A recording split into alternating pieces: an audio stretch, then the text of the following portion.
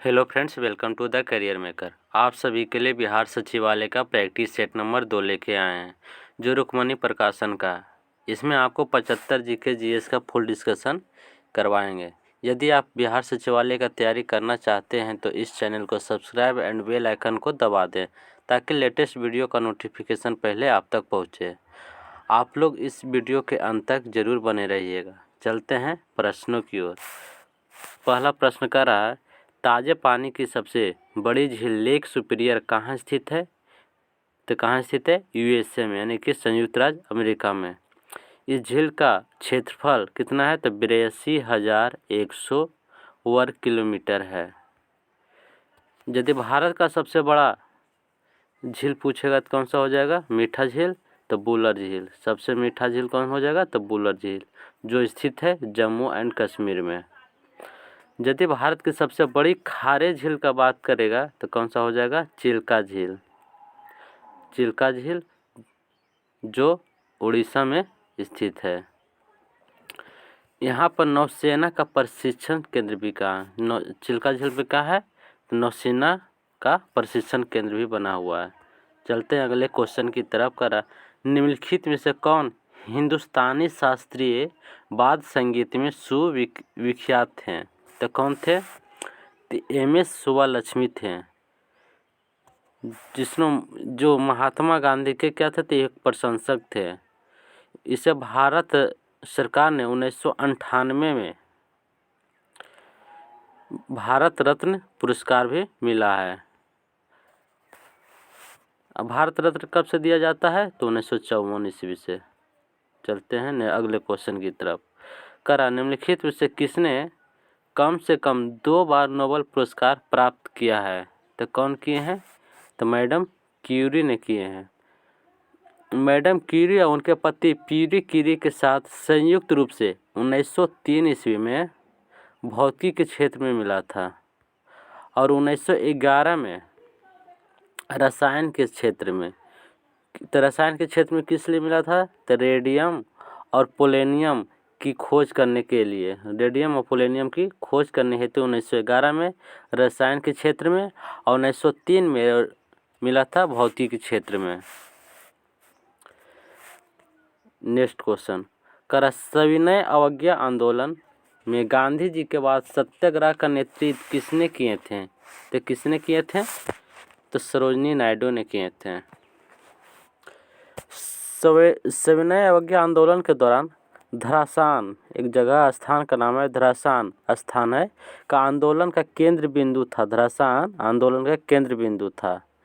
गांधी जी ने नमक आंदोलन में तेजी लाने के लिए धरासान में नमक बनाकर, यानी नमक कानून तोड़ने की फैसला लिए थे। लेकिन इसके पूर्व गांधी जी को गिरफ्तार कर लिया गया और यरवदा जेल में भेज दिया गया। इसके बाद इस आंदोलन का नेतृत्व अब्बास तैयबजी ने लिए थे। कौन? अब्बास तैयबजी। किंतु इनका भी गिरफ्तारी हो गया। इसके बाद कौन लाए? तो फिर इसके बाद सरोजिनी नायडू आए, और एक इमाम हसन थे, इमाम साहब था, इस आंदोलन का आगे नेतृत्व किए। सरोजिनी नायडू के बारे में जान लेते हैं। सरोजिनी नायडू कांग्रेस के प्रथम महिला अध्यक्ष थे। कौन सा? तो भारतीय प्रथम महिला अध्यक्ष है, जो 1925 के कानपुर अधिवेशन में अध्यक्षता किए थे। और यदि कांग्रेस का सर्वप्रथम महिला अध्यक्ष कौन था? तो 1917 में जो किए थे तो एनी बेसेंट किए थे। एनी बेसेंट थे। एनी बेसेंट ने 1916 में होम रूल लिंक की स्थापना भी किए थे। चलते हैं अगले क्वेश्चन की तरफ। आप लोग को जितना हो सकता है फुल यानी कि एक्सप्लेन के साथ बताएंगे। करा, भारतीय रंगमंच में यवनिका जो पर्दा का शुभारंभ किसने किया था? तो किसने किया था? तो यूनानियों ने किए थे। तो भारत में संगीत का शुरुआत किससे होता है? तो सामवेद से होता है। अगला क्वेश्चन। करा, 57वां ज्ञानपीठ पुरस्कार 2022 निम्नलिखित में से किसे प्रदान किया गया है? तो किसे किया गया है? तो दामोदर मावजो को। अगला क्वेश्चन। भारतीय संविधान में संसद के दोनों सदनों की संयुक्त बैठक का प्रावधान किस देश के संविधान से प्रेरित है? तो किस देश से हो जाएगा? ऑस्ट्रेलिया से। तो संविधान सभा का यानी संसद के दोनों सदनों की संयुक्त बैठक का बुलाता कौन है? तो 108 अनुच्छेद के आर्टिकल के तहत राष्ट्रपति इस सभा को बुलाता है और इसका अध्यक्षता 118 के तहत आर्टिकल 118 के तहत लोकसभा का अध्यक्ष करता है। और ऑस्ट्रेलिया से एक समवर्ती सूची भी लिया गया, ऑस्ट्रेलिया से समवर्ती सूची। नेक्स्ट क्वेश्चन करा, भारत में उगाई जाने वाली अधिकतर कॉफ़ी की किस्म है? तो कौन सा हो जाएगा? Arabica. Option number C is right. तो कॉफ़ी भारत में किस राज्य में अधिक होता है? तो कर्नाटक में। कर्नाटक में कॉफ़ी सबसे अधिक होता है। अब ब्राज़ील में विश्व में कॉफ़ी का सबसे अधिक उत्पादन होता है। अगर विश्व में पूछेगा तो ब्राज़ील में सबसे अधिक उत्पादन होता है कॉफ़ी का। तो कॉफ़ी में कौन सा पाया जाता है प्रोटीन? तो कैफीन। कैफीन पाया जाता है। नेक्स्ट क्वेश्चन करा, किस योजना के अंतर्गत सरकार ने वह कृषि नीति अपनाई जिसने हरित क्रांति को जन्म दिया था? तो कौन सा कृषि तृतीय पंचवर्षीय योजना था जिसका समय कितना था? तो 1961 से लेके 1966 ईस्वी तक था। इसी तृतीय पंचवर्षीय योजना के तहत यानी कि समय भारत की चीन और पाकिस्तान से युद्ध हुआ था और भारी सूखा का और अकाल भी पड़ा था। और इसी समय में गहन कृषि कार्यक्रम और गहन पशु कार्यक्रम का भी शुरुआत किया गया था। और 1960 और 70 के दशक को जो विकास कृषि में वैज्ञानिक तकनीकी से शुरू हुआ था उसे हरित क्रांति की संज्ञा दिया गया है। पूछा किस दशक को हरित क्रांति की संज्ञा दिया गया है? तो 1960 से 70 के दशक को हरित क्रांति की संज्ञा दिया गया है। नेक्स्ट क्वेश्चन करा, अवमूल्यन का प्रमुख लक्ष्य होता है? तो अवमूल्यन का प्रमुख लक्ष्य क्या होता है? तो निर्यात को बढ़ावा देना। Option number B is right. Bharat में अब तक 3 बार अवमूल्यन किया गया है। एक 1949 में और 1966 में और 1991 में 3 बार किया गया है।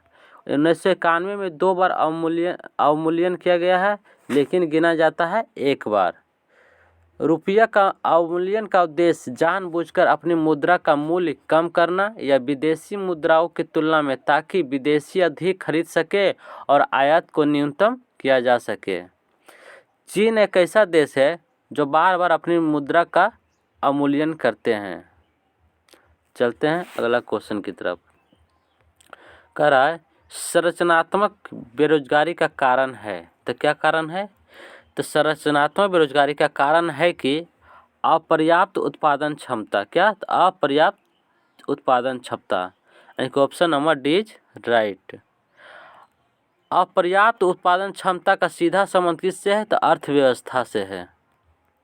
अर्थव्यवस्था से के आकार से है। भारतीय अर्थव्यवस्था विश्व की 6ठी सबसे बड़ी अर्थव्यवस्था है, जबकि भारत चीन के बाद दूसरा सबसे बड़ा जनसंख्या वाला देश है।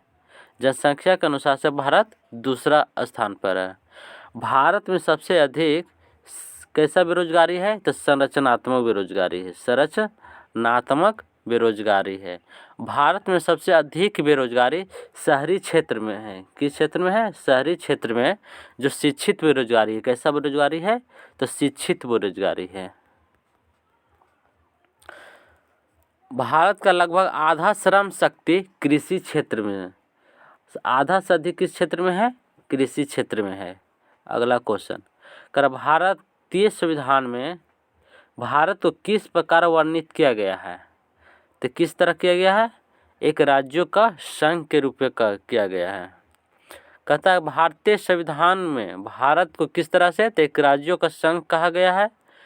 भारत राज्यों का संघ है। राज्यों को यानी कि राज्यों को केंद्र ने बनाया है, न कि राज्य ने केंद्र को बनाया है। भारतीय संविधान के भाग 1 के अनुच्छेद 1 में क्या कहा है? तो भारत एक राज्यों का संघ है। भारत में एकहरी नागरिकता है जो ब्रिटेन से लिया गया है। कहाँ से लिया गया है? तो ब्रिटेन से लिया गया है। नेक्स्ट क्वेश्चन करा, लोकसभा द्वारा पारित धन विधेयक राज्यसभा द्वारा भी पारित मान लिया जाता है यदि उच्च सदन में उस पर किसी समय सीमा में कार्य संपादन न कर सके। तो कितने दिन के बाद मान लिया जाता है? तो 14 दिनों के बाद, यानी option number B is right.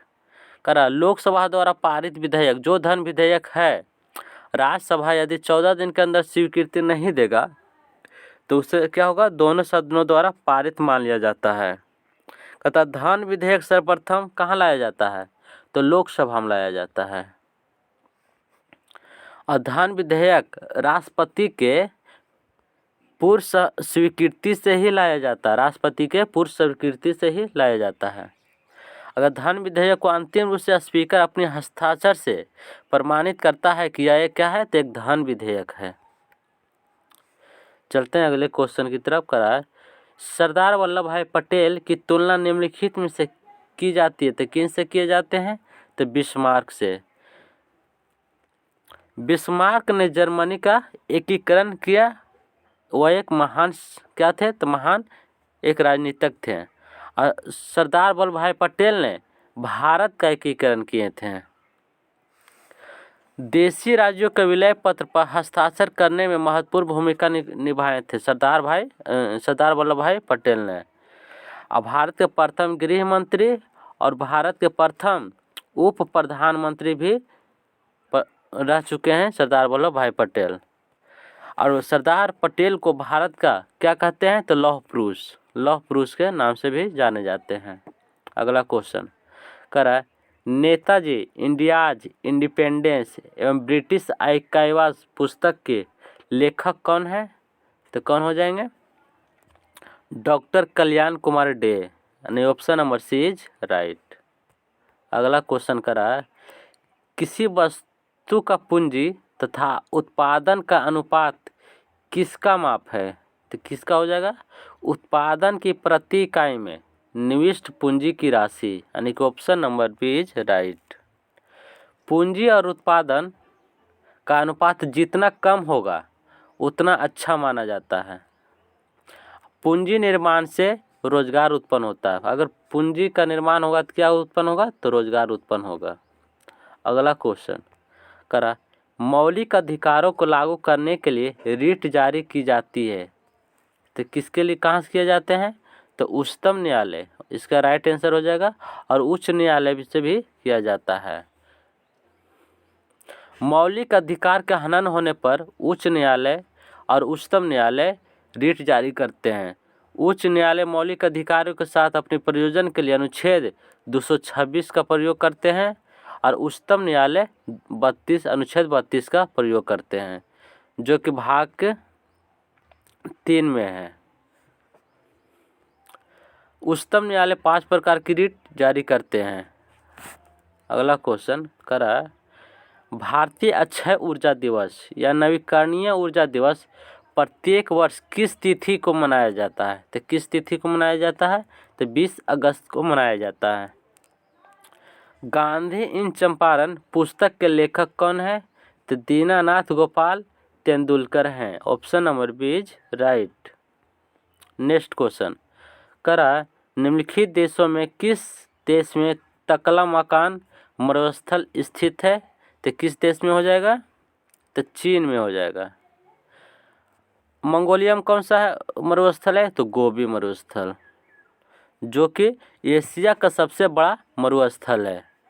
और लोएस का मैदान किसका? लोएस का मैदान मंगोलिया और चीन के बीच स्थित है, यानी दोनों जगह पाए जाते हैं।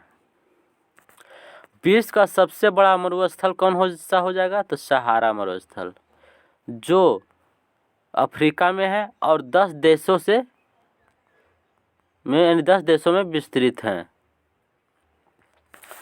थार मरुस्थल यह उत्तर पश्चिमी भारत और पाकिस्तान में स्थित है। थार मरुस्थल। चलते अगले क्वेश्चन की तरफ। करा मानचित्र बनाने के विज्ञान को कहते हैं तो क्या कहते हैं? तो कार्टोग्राफी कहते हैं। तो जियोग्राफी में क्या चीज़ का अध्ययन होता है? तो भूपटल एवं उससे जुड़े अवयवों का अध्ययन किया जाता है ज्योग्राफी में।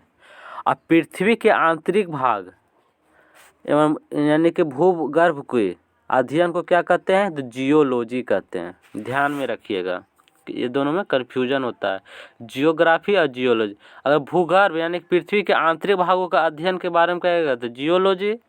अब भूपटल पर यानी भू के सतह पर और उससे जुड़े अवयवों का अध्ययन करेगा तो जियोग्राफी में। नेक्स्ट क्वेश्चन करा मुद्रास्फीति के अंतर्गत है तो क्या हो जाएगा? तो मुद्रास्फीति में मुद्रा का मूल्य घटता है। मुद्रास्फीति के कारण अधिक मुद्रा खर्च करना पड़ता है जब वस्तु खरीदते हैं, अर्थात वस्तु के क्रय में अतिरिक्त मुद्रा चुकाना पड़ता है। एक सीमा तक मुद्रास्फीति लाभदायक हो सकता है, लेकिन अधिक होना खतरनाक है। अगर ज़्यादा मुद्रास्फीति यानी मुद्रा का मूल्य घट जाएगा तो खतरनाक हो जाएगा, क्योंकि मुद्रास्फीति को रोकने के लिए बाजार में क्या चीज लाना पड़ता है? तो तरलता लाना पड़ता है। इसको कम करने के लिए आरबीआई के मौद्रिक नीति में साख संकुचित किया जाता है और मंदी का मुख्य कारण क्रय शक्ति का अभाव होता है। मंदी आने क्या हो जाता है? तो क्रय शक्ति का अभाव हो जाता है। अगला क्वेश्चन कर रहा है कि आईएमएफ की पूंजी किसके योगदान से बनती है? तो किसके योगदान से बनती है? तो सदस्य राष्ट्र से, यानी option number C is right. तो आईएमएफ की स्थापना कब हुआ था? तो 1944 में ब्रेटन वुड्स सम्मेलन के तहत। और प्रभावी कब हुआ? तो 27 दिसंबर 1945 को। अभी तक आईएमएफ में टोटल 190 देश है। तो 190वां देश यानी सबसे न्यूनतम देश कौन सा शामिल हुआ था? तो अंडोरा। तो आईएमएफ का मुख्यालय कहाँ है? तो वाशिंगटन डीसी है। वर्तमान में इनका एमडी कौन है? तो क्रिस्टलिना जॉर्जिवा हैं। नेक्स्ट क्वेश्चन करा राष्ट्रीय कृषि अनुसंधान प्रबंधन अकादमी कहाँ स्थित है? तो अनुसंधान प्रबंधन अकादमी कहाँ है? तो हैदराबाद हो जाएगा। Option number B is right. इसकी स्थापना कब हुआ था? तो 1976 में हुआ था। राष्ट्रीय ग्रामीण विकास संस्थान की भी बात किया जाएगा, कहाँ है? तो हैदराबाद ही हो जाएगा। पूछता है इतिहास से कि कृषि विभाग की स्थापना कब हुआ था? तो 1872 ईस्वी में हुआ था। तो किसके समय हुए थे? तो लॉर्ड मेयो के समय हुआ था। भारत कृषि अनुसंधान संस्थान खाली पूछेगा तो कहाँ हो जाएगा? तो नई दिल्ली। ध्यान में रखिएगा, ये क्वेश्चन बहुत ही इम्पोर्टेंट है। अगले क्वेश्चन, भारत में निम्नलिखित में से किस प्रकार की बिजली का उत्पादन सर्वाधिक होता है? तो किस प्रकार की होती है? तो तापीय बिजली। भारत में कुल बिजली का लगभग 67% जो तापीय बिजली से ऊर्जा प्राप्त होती है। नेक्स्ट क्वेश्चन करा जब स्वतंत्रता की माउंटबेटन योजना स्वीकार की गई उस समय भारतीय राष्ट्रीय कांग्रेस का अध्यक्ष कौन था? तो कौन थे? आचार्य जेबी कृपलानी थे। जब भारत आज़ाद हुआ था तो ब्रिटेन के प्रधानमंत्री कौन थे? तो क्लेमेंट एटली थे, जो कि कौन से पार्टी के थे? तो लेबर पार्टी के। ये क्वेश्चन बार बार पूछा जाता है कि जब भारत आज़ाद हुआ था तो ब्रिटेन के प्रधानमंत्री कौन थे? तो एटली यानी क्लेमेंट एटली थे। और किस पार्टी से संबंधित थे? तो लेबर पार्टी से संबंधित थे। पूछता कि स्वतंत्र भारत का प्रथम गवर्नर जनरल कौन थे? तो लॉर्ड माउंटबेटन थे। अगला क्वेश्चन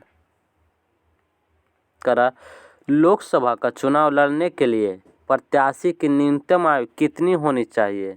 तो कितनी होनी चाहिए? 25 वर्ष। Option number C is right. अगर राज्यसभा विधान परिषद में लड़ाई करेगा तो राज्यसभा और विधान परिषद, तो उसके लिए आपको 30 वर्ष होना अनिवार्य है। अब यदि आप ग्राम पंचायत की चुनाव लड़ना चाहते हैं तो उसके लिए आपको 21 वर्ष होना चाहिए। और राज्यपाल क्या राज्यपाल, राष्ट्रपति और उपराष्ट्रपति, इन तीनों के लिए आपको कितने होना चाहिए? तो 35 वर्ष होना चाहिए अनिवार्य। 35 वर्ष। Option number C. करा यह विचार किसने विकसित किया था कि साधन ही उद्देश्यों का औचित्य बनाते हैं? तो कौन थे? तो महात्मा गांधी। महात्मा गांधी थे। यानी कि महात्मा गांधी मानते थे कि जैसा साधन होगा वैसा ही फल होगा। गांधी जी मानते थे कि जैसा बीज होगा वैसा ही फूल और फल होगा। मैकियावेली का मानना है कि साध्य पवित्र है। क्या? साध्य पवित्र है, होना चाहिए। साधन कोई भी हो, लेकिन साध्य क्या होना चाहिए? पवित्र होना चाहिए। कौटिल्य भी लक्ष्य का सबसे महत्वपूर्ण मानते थे। कौटिल्य कहता था कि सबसे बड़ा क्या होता है? लक्ष्य होना चाहिए। नेक्स्ट क्वेश्चन, किसने कहा था कि स्वाद का वास्तविक स्थान जिह्वा नहीं बल्कि मन है? तो महात्मा गांधी ही ने कहे थे। गांधी जी ने ही कहा था कि मेरा जीवन ही मेरा दर्शन है। क्या? मेरा जीवन ही मेरा दर्शन है। गांधी जी ने ही कहा था कि अन्याय एक सीमा होता है। एक सीमा के बाद अन्याय सहना मानव और ईश्वर के लिए अपराध होगा। गांधी जी ने भारत छोड़ो आंदोलन की घोषणा कब किए थे? तो 8 अगस्त 1942 ईस्वी को बॉम्बे के ग्वालियर टैंक से किए थे। कहाँ से किए थे? तो बॉम्बे के ग्वालियर टैंक से किए थे। और इसी समय गांधी जी ने करो या मरो का नारा दिए थे। अगला क्वेश्चन, भारतीय संविधान की उद्देशिका में परिवर्तन किस संविधान अधिनियम से किए गए थे? तो 42वां संशोधन अधिनियम 1976 के तहत इस संविधान संशोधन द्वारा संविधान की उद्देशिका में 3 शब्द जोड़ा गया है। कौन कौन? तो समाजवाद, धर्मनिरपेक्ष और एक था अखंडता को जोड़ा गया है। तो भारतीय संविधान में अनुच्छेद 368 के तहत संविधान संशोधन किया जाता है। भारतीय संविधान में 3 प्रकार का संशोधन करने का प्रावधान है, जो कि साउथ अफ्रीका से लिया गया है। संशोधन करने का कहाँ से लिया गया है? तो साउथ अफ्रीका से। अगला क्वेश्चन, संसद के किसी भी सदन के 2 सत्रों के बीच अंतराल किससे अधिक नहीं होना चाहिए? तो किससे अधिक नहीं होना चाहिए? Option number B is right. 6 महीनों के अधिक नहीं होना चाहिए। भारत में एक वर्ष में 3 सत्र होता है। कितने सत्र होता है? तो 3 सत्र होता है। पहला होता है बजट सत्र, दूसरा होता है मानसून सत्र, एक तीसरा होता है शीतकालीन सत्र। सत्र में विधेयक पारित किया जाता है। जब राष्ट्रपति हस्ताक्षर विधेयक पर कर देते हैं तो वह अधिनियम बन जाता है। भारत में कैसा प्रणाली है? तो संसदीय प्रणाली है, जो कहाँ से लिया गया है? तो ब्रिटेन से लिया गया है। भारत में संसदीय प्रणाली कहाँ से लिया गया है? तो ब्रिटेन से लिया गया है। नेक्स्ट क्वेश्चन कर रहा है, एलोरा में गुफाएं और शैलकृत मंदिर है। तो कौन कौन से धर्म से? तो हिंदू, बौद्ध और जैन तीनों से संबंधित है। यानी कि option number D is right. Ellora के कैलाश मंदिर का निर्माण किसने किया था? तो राष्ट्रकूट। एलोरा के कैलाश मंदिर राष्ट्रकूट वंश के कृष्ण प्रथम किए थे। और एक पूछता कांची के कैलाश मंदिर। तो कांची के कैलाश मंदिर का निर्माण नरसिंहवर्मन द्वितीय ने किए थे। कहता एलिफेंटा के गुफा राष्ट्रकूट शासक ने बनाए थे। एलिफेंटा की गुफा जो किसके लिए प्रसिद्ध है, तो त्रिमूर्ति के लिए। उसमें एक त्रिमूर्ति है, इसीलिए प्रसिद्ध है एलिफेंटा गुफा, जो कि महाराष्ट्र में औरंगाबाद से लगभग 25 किलोमीटर दूर पश्चिम में स्थित है। इन शैलकृत गुफाओं में कुल कितने शैलकृत गुफा है, तो कितने हो जाएंगे, तो 34 हो जाएंगे। 34 में से 1 से 12 तक के जो गुफाएं हैं वो किससे संबंधित है, तो बौद्ध धर्म से। बौद्ध धर्म से 1 से 12 और 13 से 29 तक जो संबंध हैं वो हिंदू धर्म से हैं, हिंदू धर्म से। और 30 से 34 जो बाकी बच गया है वो किससे हो जाएगा, जैन धर्म से संबंध। ध्यान में रखिएगा, एलोरा के गुफा में कुल 34 शैलकृत हैं गुफाएं हैं, जिसमें 1 से 12 तक बौद्ध धर्म से संबंधित है और ये 13 से 29 से हिंदू धर्म से संबंधित है, 30 से 34 जैन धर्म से संबंधित है। और एलोरा के गुफा में 10 चैत्य गृह है। कैसा है, चैत्य गृह की संख्या कितना है, तो 10 है। ये भी ध्यान में रखिएगा। पूछता है कि एलोरा की गुफा में कितने चैत्य गृह हैं, ना कि 34 मार दीजिएगा, याद रखिएगा 10। अगर शैलकृत पूछेगा तो 34 और चैत्य गृह पूछेगा तो 10।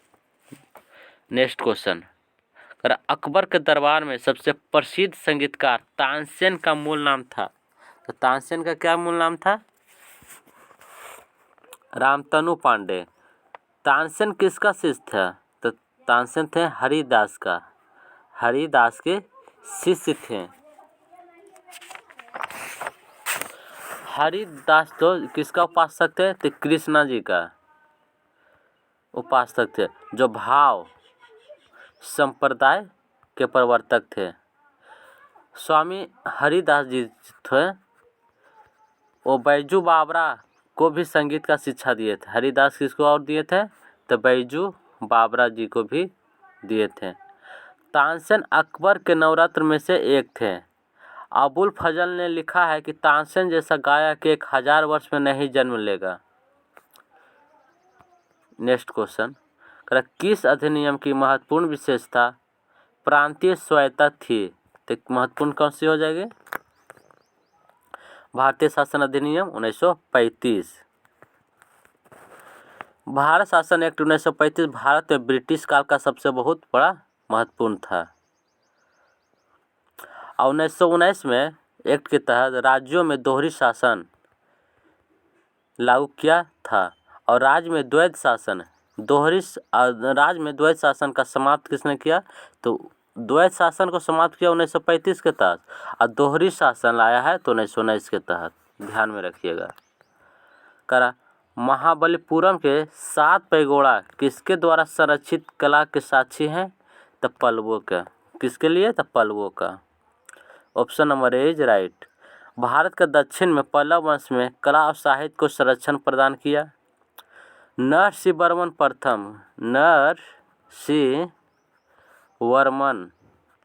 प्रथम महाबलीपुरम का रथ मंदिर बनवाए। कौन मंदिर, तो रथ मंदिर, जिसे हम तट मंदिर के नाम से भी जानते हैं। रथ मंदिर को तट मंदिर के नाम से भी जाने जाते हैं।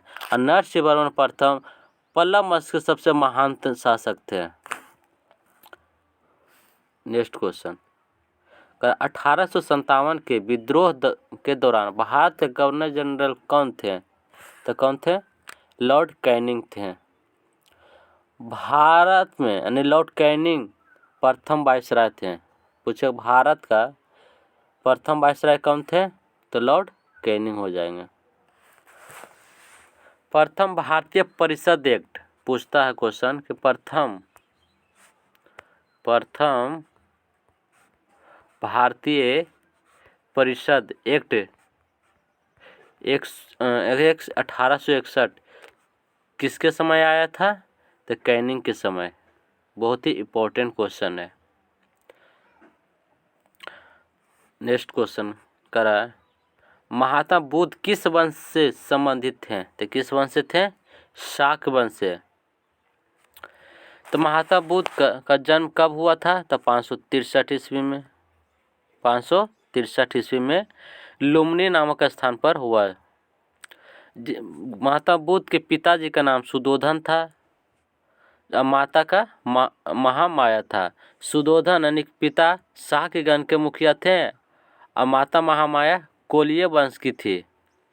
बुद्ध की प्रमुख 5 घटना ध्यान में रखिएगा। जन्म, तो जन्म पूछेगा किससे संबंधित है, किस प्रतीक का चिन्ह, तो कमल मारिएगा और नहीं तो साड़। और दूसरा हो गया गृह त्याग, तो गृह त्याग में क्या हो जाएगा प्रतीक चिन्ह, घोड़ा। अज्ञान, ज्ञान की प्राप्ति हुई किस पे, पीपल पर, वृक्ष के पास, तो पीपल हो जाएगा। और निर्वाण यानी कि मृत्यु जिसको बोलते हैं, तो निर्वाण में क्या हो जाएगा, पद चिन्ह। एक हो गया मृत्यु, मृत्यु में हो जाएगा स्तूप। नेक्स्ट क्वेश्चन करा, निम्नलिखित में से किसको सूर्य की ऊर्ध्वाधर किरणें कभी नहीं मिलेगी? तो भारत के सबसे ऊपरी भाग को सूर्य की ऊर्ध्वाधर किरणें नहीं पाएंगे, क्योंकि भूमध्य रेखा पर सूर्य की किरणें सीधे पड़ती हैं। अब भारत है जो भूमध्य रेखा से 876 किलोमीटर दूर है।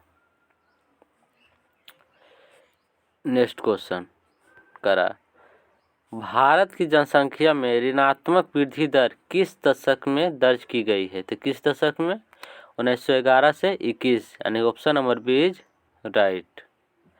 भारत में जनगणना सर्वप्रथम 1872 ईस्वी में लॉर्ड मेयो के समय हुआ था। अनियमित जनगणना पूछेगा कि कब हुआ था, तो 1881 में लॉर्ड रिपन के समय हुआ था। भारत से अधिक आबादी वाला देश कौन हो जाएगा? तो मात्र एक देश है, चाइना। अब भारत का स्थान कैमा है? तो दूसरा है आबादी में। भारत की आबादी 2027 तक चीन से अधिक हो जाएगी। कब तक? तो 2027 तक। नेक्स्ट क्वेश्चन करा, निम्नलिखित में से कौन सा संसाधन अजैव और नवीकरणीय है? तो कौन सा हो जाएगा? जल। जल संसाधन अजैव और नवीकरणीय है। भारत में ऊर्जा का मुख्य स्रोत तापीय ऊर्जा है। भारत में तापीय ऊर्जा में कोयला का विद्युत उत्पादन महत्वपूर्ण योगदान है।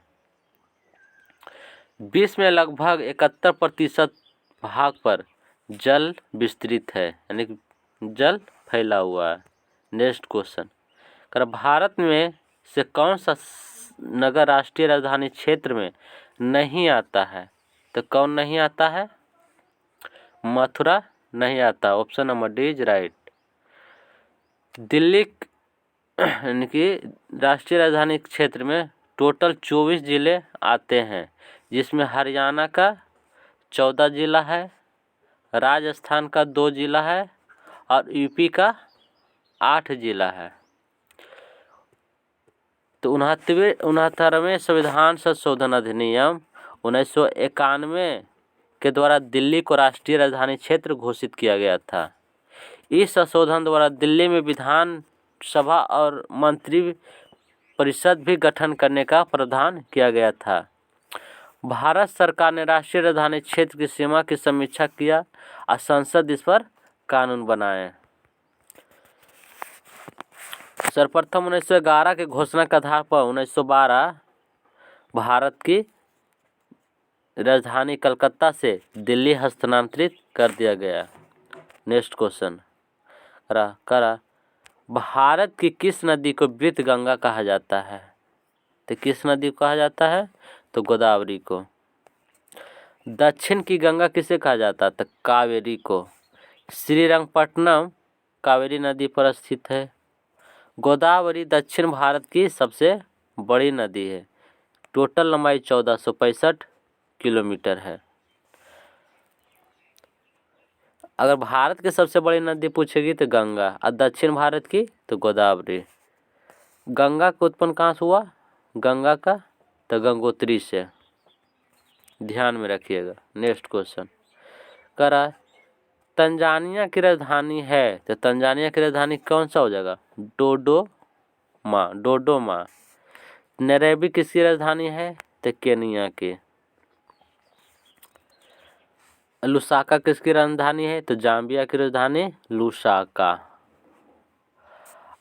कंपाला किसकी राजधानी है? तो युगांडा की राजधानी कंपाला है। ये सब कैसी देश है? तो अफ्रीकी देश है। नेक्स्ट क्वेश्चन कर अंडमान द्वीप समूह और निकोबार द्वीप समूह निम्नलिखित में से किसके द्वारा एक दूसरे से अलग किए जाते हैं? तो 10 डिग्री चैनल के द्वारा किया जाता है। नेक्स्ट क्वेश्चन करा कंप्यूटर के लिए ऐसे चिप आमतौर पर बनाए जाते हैं किसका? तो सिलिकॉन का। तो ऐसी चिप का खोज किसने किया था? तो रॉबर्ट नोयस एक जैक किल्वी ने खोजे हैं। कंप्यूटर के जनक कौन है? तो चार्ल्स बेबेज हो जाएगा। नेक्स्ट क्वेश्चन आतंकवाद से पीड़ितों का अंतर्राष्ट्रीय दिवस हर साल किस तिथि को मनाया जाता है? तो 21 अगस्त को।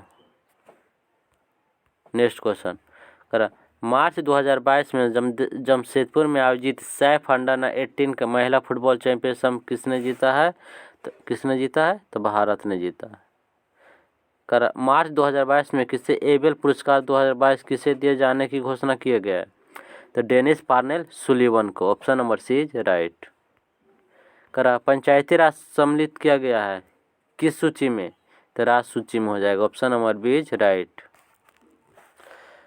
भारत में त्रिस्तरीय पंचायती राज की सिफारिश किसने किया था? तो बलवंत राय मेहता ने 1957 ईस्वी में।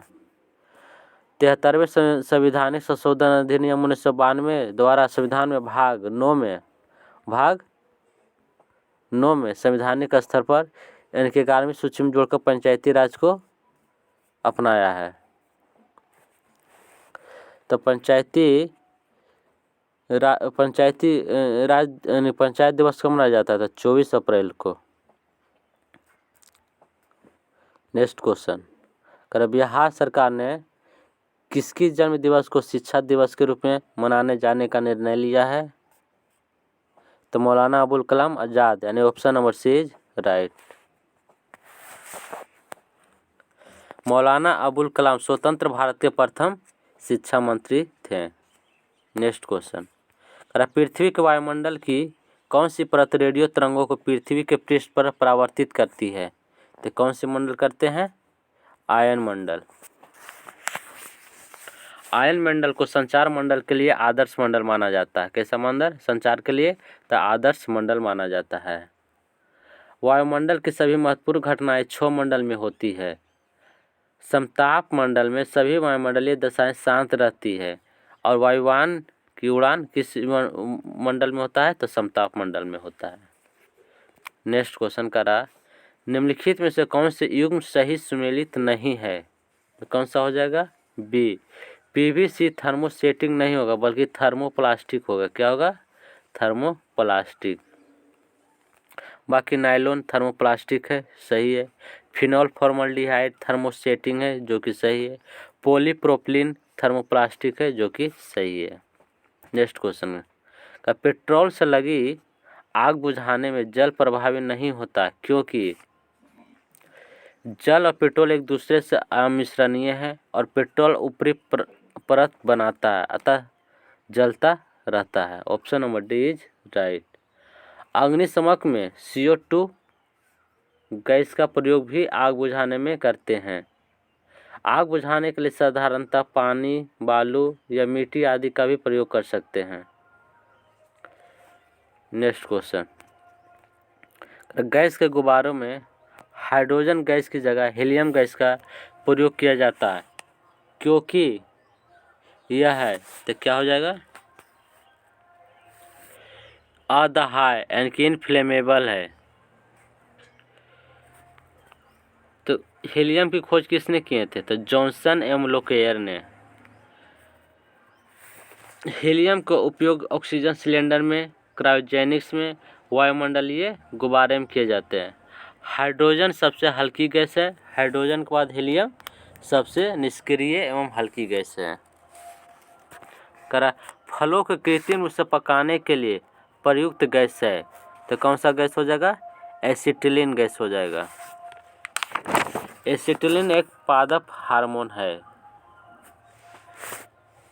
नेक्स्ट क्वेश्चन, करमनिक यानी रूबी और नीलम किसके ऑक्साइड हैं? तो किसके हो जाएंगे? एल्युमिनियम के। एल्युमिनियम का परमाणु संख्या कितना है? तो 13 है। एल्युमिनियम का अयस्क कौन कौन हो जाएगा? याद रखिएगा, एक हो जाएगा बॉक्साइड, एक क्रायोलाइट, कोरंडम और फेल्सफार। क्या हो जाएगा? फेल्सफार। ये चारों ध्यान में रखिए, ये चारों बॉक्साइड, क्रायोलाइट, कोरंडम और फेल्सफार क्या हो जाएगा? तो चारों एल्युमिनियम का अयस्क हो जाएगा। एल्युमिनियम का खोज किसने किया था? तो ओस्टेड ने किए थे। ओस्टेड, एल्युमिनियम का खोज ओस्टेड ने किए थे। नेक्स्ट क्वेश्चन करा, एक फोटो सेल में प्रकाश ऊर्जा को परिवर्तित किया जाता है तो विद्युत ऊर्जा में, प्रकाश ऊर्जा को विद्युत ऊर्जा में परिवर्तित किया जाता है। नेक्स्ट क्वेश्चन करा, स्टोकी नलिका मानव शरीर के किस भाग में स्थित होती है? तो किस भाग में स्थित होती है? तो कान में। कान की सबसे छोटी हड्डी को क्या कहते हैं? स्टेपिस हड्डी, जो मानव शरीर की सबसे छोटी हड्डी है। कान में 3 प्रकार के हड्डी पाए जाते हैं। नेक्स्ट क्वेश्चन, यदि मनुष्य की एक ही आँख होती तो क्या होता? यानी कि दृश्य क्षेत्र कम हो जाता, त्रिविमीय प्रतिबिंब दिखाई नहीं देता। यानी कि option number D is right, B और सी दोनों सही होगा। आँख में कॉर्निया को दान किया जाता है। पूछता है आँख का कौन सा भाग दान किया जाता है? तो कॉर्निया को। लेंस की क्षमता को किस चीज़ में मापते हैं? तो डायोप्टर में, ध्यान में रखिएगा। नेक्स्ट क्वेश्चन, रुधिर स्कंदन में मदद करने वाला विटामिन है तो कौन सा विटामिन है जो मदद करता है? विटामिन के। विटामिन के रक्त को थक्का बनाने में सहयोग करते हैं और एक वसा में घुलनशील होता है। इसका रासायनिक नाम क्या है? तो फिलोक्विनोन। विटामिन के का रासायनिक नाम फिलोक्विनोन है। नेक्स्ट क्वेश्चन, निम्नलिखित में से कौन सा सही मेल है? तो कौन सा सही मेल हो जाएगा? डी, हाइपोटेंशन संबंधित है किससे? तो दिल का दौरा से। बाकी रॉन्ग है। कर अनियतापी प्राणियों के लिए निम्नलिखित में से कौन सा सही है? तो कौन सा सही हो जाएगा? उनके शरीर का तापमान वायुमंडल के अनुसार बदलता रहता है। यानी कि option number B is right. Next question, कर एड्स वायरस का आनुवंशिकी पदार्थ होता है तो क्या होता है? एक सूची RNA. Option number is right. HIV एक रेट्रो वायरस है। कैसा वायरस है? तो रेट्रो वायरस है, जिसका अर्थ होता है कि एक एकल रेशीय आरएनए को अपने आनुवंशिकी सामग्री के रूप में ले जाता है। और एड्स है जो रोगी की प्रतिरोधक क्षमता क्या कर देती है? तो समाप्त कर देती है।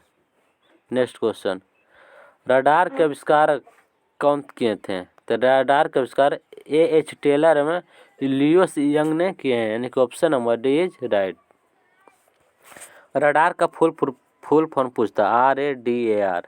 रडार का फुल फॉर्म होता है रेडियो डिटेक्शन एंड रेंजिंग। ध्यान में रखिएगा, इसका फुल फॉर्म भी पूछता है। क्या रडार का फुल फॉर्म क्या होता है? तो radio detection and ranging. Radar सूचना का संग्रहण करता है। भारत का राजेंद्र रडार काफ़ी उन्नत किस्म की है। पूछेगा कि भारत के रडार उसी कौन सा जो उन्नत किस्म की है? तो राजेंद्र रडार। खाने का सोडा का रासायनिक नाम है तो क्या हो जाएगा? सोडियम बाइकार्बोनेट, जिसका रासायनिक सूत्र होता है NaHCO3। इसे मीठा सोडा या खाने वाला सोडा भी कहते हैं। नेक्स्ट क्वेश्चन, परमाणु पाइल का प्रयोग कहाँ होता है? तो कहाँ होता है? तो option number C is right. ताप नाभिकीय संलयन के प्रचलन में। नाभिकीय विखंडन में परमाणु ऊर्जा प्राप्त होती है। तो परमाणु ऊर्जा आयोग की स्थापना परमाणु ऊर्जा आयोग की स्थापना कब हुआ था? तो 1948 में। अब परमाणु ऊर्जा विभाग पूछेगा कि विभाग की स्थापना कब हुआ था? तो 1954 में। आयोग की बात करेगी तो 48, विभाग की बात करेगी तो 1954 हो जाएगा। भारत में 18 मई 1974 को पहला परमाणु परीक्षण किया गया। इसके बाद 11 मई एवं 13 मई को 1998 में परमाणु परीक्षण किया गया। नेक्स्ट क्वेश्चन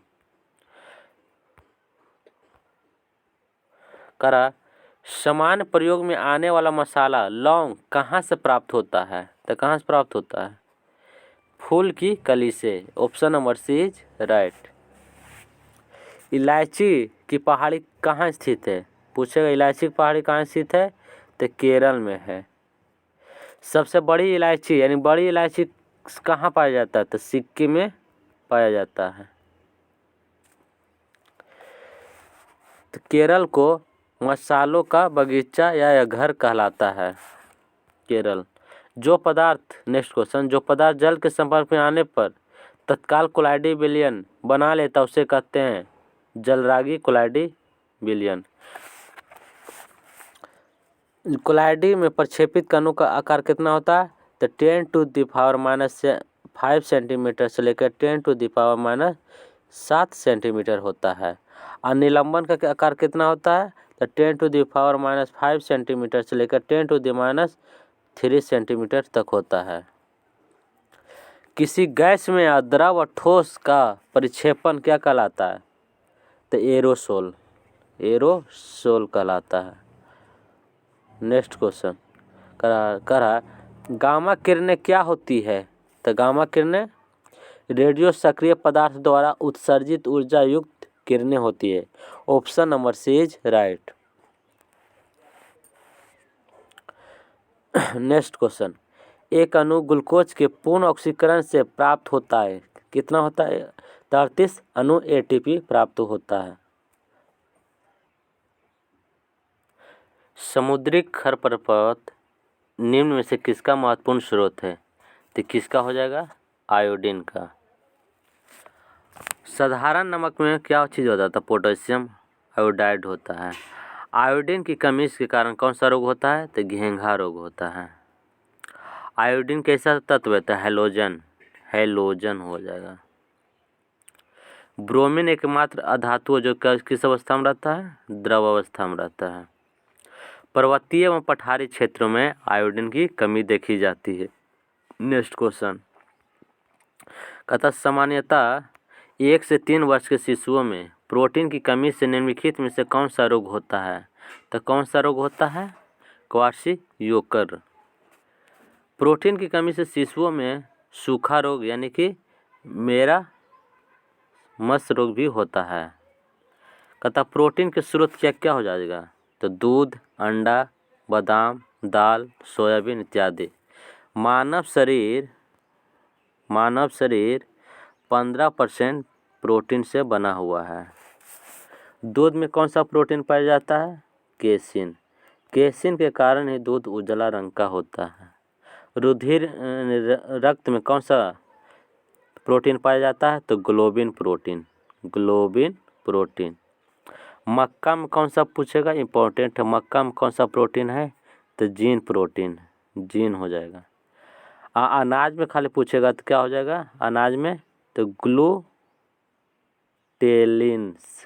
ग्लूटेलिन्स प्रोटीन है जो अनाज में पाया जाता है। नेक्स्ट क्वेश्चन करा जड़ों द्वारा अवशोषित जल शीर्ष तक पहुंचता है तो किसके द्वारा पहुंचता है? दारू द्वारा। यानी कि जाइलम को ही दारू कहा जाता है। जाइलम को ही दारू कहा जाता है। नेक्स्ट क्वेश्चन कोशिकाओं के अध्ययन से संबंधित जैविक शाखा को कहते हैं साइटोलॉजी। साइटोलॉजी के अंतर्गत कोशिकाओं का अध्ययन किया जाता है। नेक्स्ट क्वेश्चन कार्बन डाइऑक्साइड जल में घुलकर कौन सा अम्ल बनाता है? तो कौन सा अम्ल बनाता है? H2CO3 यानी कि CO2 plus H2O plus H2O करेगा तो क्या बनेगा H2CO3 यानी कि यदि कोल्ड ड्रिंक्स में CO2 घुल देते हैं तो कार्बोनेटेड ड्रिंक्स का निर्माण करता है। CO2 गैस जीवाश्म ईंधन के जलने से उत्पन्न होता है। CO2 गैस ग्लोबल वार्मिंग का मूल कारण है। ठोस CO2 को शुष्क वर्ग के नाम से जानते हैं। हेलो फ्रेंड्स, यदि आप लोग इस वीडियो को पहली बार देख रहे हैं या पहली बार इस चैनल पर विजिट कर रहे हैं तो इस चैनल को सब्सक्राइब कर लीजिएगा और बेल आइकन को दबा दें ताकि लेटेस्ट वीडियो का नोटिफिकेशन पहले आप तक पहुंचे। अपने दोस्तों के साथ भी शेयर करें।